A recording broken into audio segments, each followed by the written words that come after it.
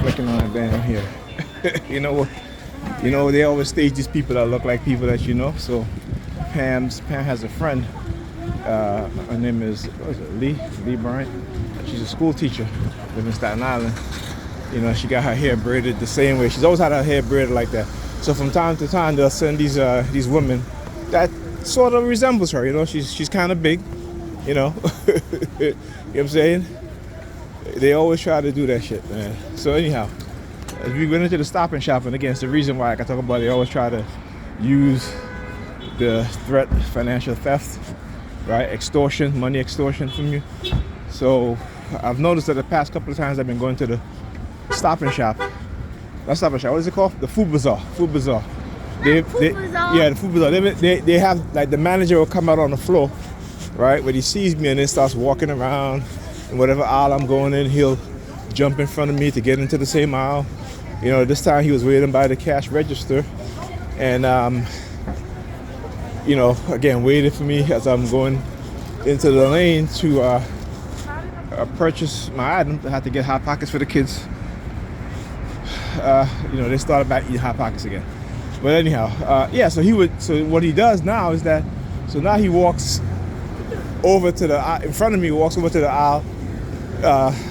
That's the next aisle, and you know, turns around, looks at me, and start walking down. Right. So again, you know, I'm not worried because, like I said, I haven't got the money for them to take any damn way. You know, my disability ain't that much. But hey, if they feel, you know, they'll try and steal it, go ahead. You know, it's a federal crime. Okay? So, like I said, these people, they're criminals.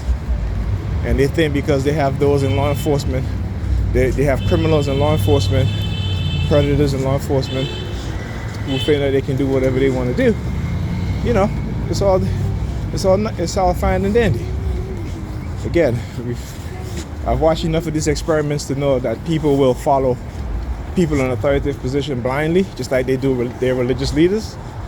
And you know, that's always a recipe for disaster.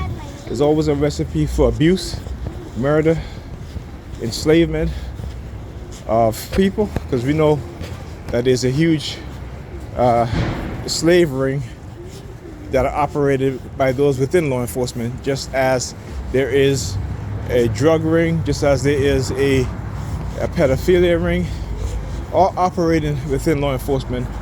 And because they have the ability, the resources to append any sort of investigation within police departments, they think they can get away with it, right? And particularly, again, doing things in very creative ways, running coercive persuasion programs to cover their crimes, so they can blame, so the victim can be blamed for being mentally ill, right? To discredit them in terms of what they are saying. Yeah, I know them pretty well. Like I said, I've studied them.